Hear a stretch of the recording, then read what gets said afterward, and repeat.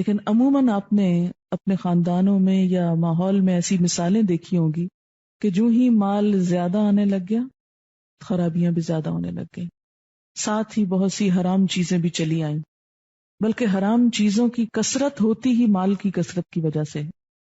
شراب بھی وہی افورڈ کر سکتا ہے جس کے جیب میں پیسہ ہو اور ایکسیسو منی ہو، اور پھر خصوصاً معاف کیجئے جب پیسہ بھی حلال کا ہو تو اس سے شراب خریدنا مشکل ہے اور خریدنے کو دل بھی نہیں چاہے گا، لیکن جب وہ سود کا پیسہ ہو، مثلا حرام پیسہ حرام ہی جگہ پر لگانے کے قابل ہوتا ہے۔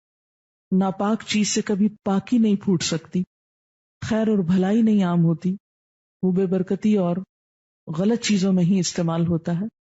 لہذا جب حرام کا مال آتا ہے وہ حرام جگہوں پہ لگتا ہے، جس سے بے چینی بڑھتی ہے، بے اطمینانی عام ہوتی ہے، آپس میں نفرتیں اور عداوتیں بڑھتی ہیں۔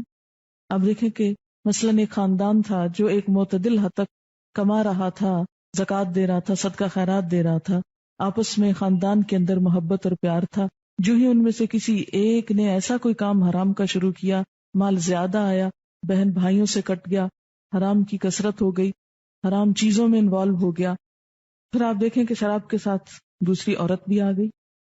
جب پیسہ کم ہوتا ہے تو عموماً دوسری طرف نگاہ کم اٹھتی ہے، اور عموماً کیا ہوتا ہے پھر حرام حلال کی تمیز بعض اوقات اٹھنے، یہ میں یہ نہیں کہہ رہی کہ نعوذ باللہ سب ایسا کرتے، یعنی ان چیزوں کا احتمال حلال کے دائرے میں نہ ہونے کے برابر یا کم سے کم ہوتا ہے۔ یہ چیزیں یعنی ایک حرام بہت سے حرام اور غلط کاموں کو جنم دینے کا سبب بنتا ہے۔ تو جتنا مال بڑھتا جاتا ہے تو ہوس بڑھتی جاتی، اتنا ہو گیا اب اتنا اور ہو جائے، اتنا اور ہو جائے، ساری توجہ صرف اس کے اکٹھا کرنے پر، وہی پاگل پن ہو جاتا ہے۔ باولا شخص جسے اپنی کیئر بھول جاتا ہے، بال بچوں کی بھول جاتا ہے، اسی طرح حرام کے ذرائع سے بہت مال اکٹھا کرنے والے خود اپنی ذات کی، اپنی بیوی، اپنے بچوں، اپنے خاندان، ان تمام سے غافل ہو جاتے ہیں۔ وہ سمجھتے ہیں ہم نے مال دے دیا، پیسہ دے دیا، اب یہ محبت کے بھی بدل ہو گیا اور باقی سب چیزیں بھی اسی سے پوری ہو جائیں گی۔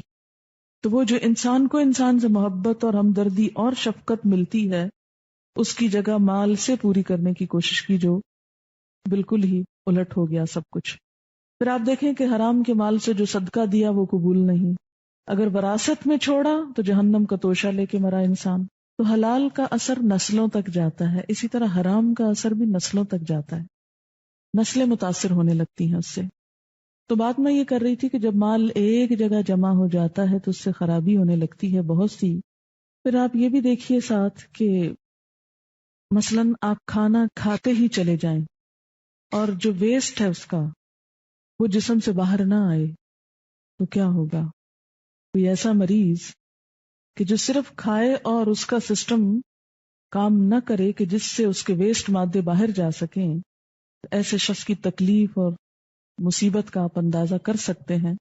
بالکل اسی طرح اگر ایک شخص صرف مال حاصل کر رہا ہے اور اسے خرچ نہیں کر رہا، دوسرے کی ضرورت پہ نہیں دے رہا، نکال نہیں رہا، تو اسی وجہ سے ہم دیکھتے ہیں کہ جو نبی صلی اللہ علیہ وسلم کو معراج کے موقع پہ دکھائے گئے کہ سود خاروں کے پیٹ بہت بڑے بڑے، کیونکہ وہ صرف مال ڈال رہے ہیں، کھینچ رہے ہیں، روپے سے روپیہ بڑھا رہے ہیں اور آگے نہیں دے رہے، اور اس کو کھانے کے لیے پھر کون آئے؟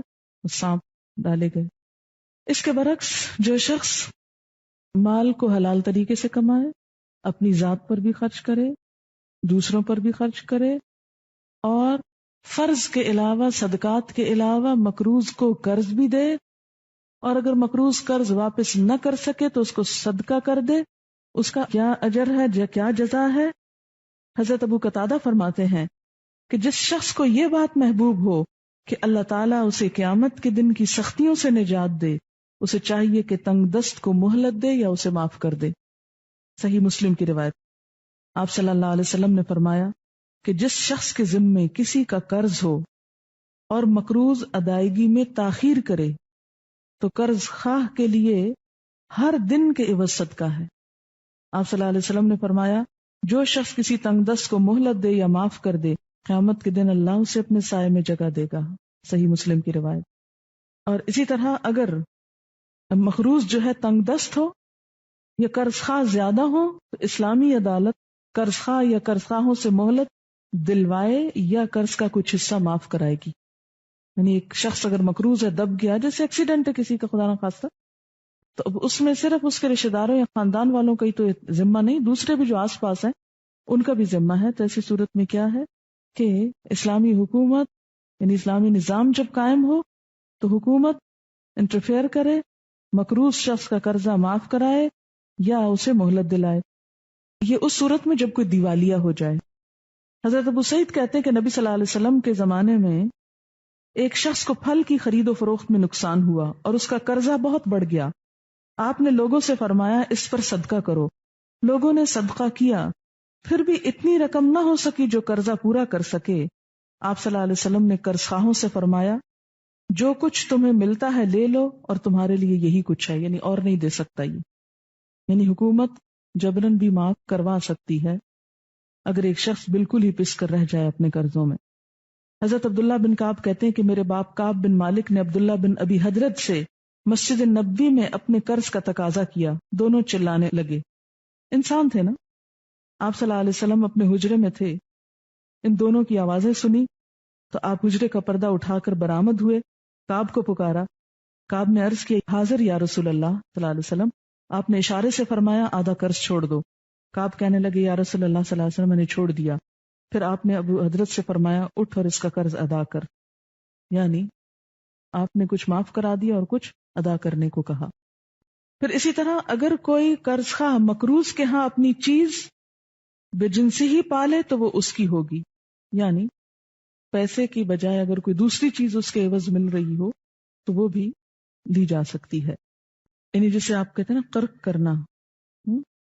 لیکن کچھ چیزیں قرض کرنے سے منع کیا گیا ہے. مثلاً رہنے کا مکان جس میں وہ شخص واقعی خود رہ رہا ہو، اس کو نکال کے اس کا مکان قرض نہیں کیا جائے گا.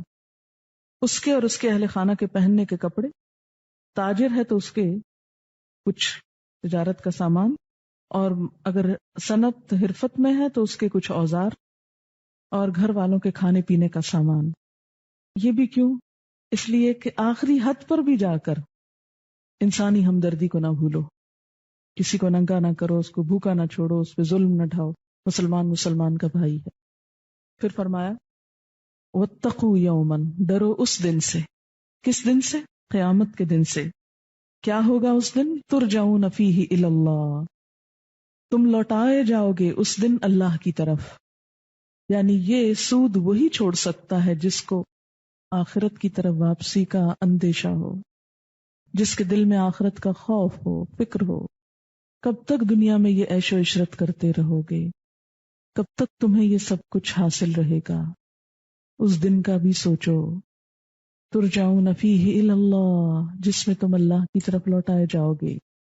ثم توفی کل نفس، پھر پورا پورا دیا جائے گا ہر شخص کو. کیا؟ ما کسبت، جو اس نے کمائی کی. وہم لا یظلمون، اور وہ ظلم نہ کیے جائیں گے. یعنی کسی انسان پر کچھ بھی ظلم نہ ہوگا.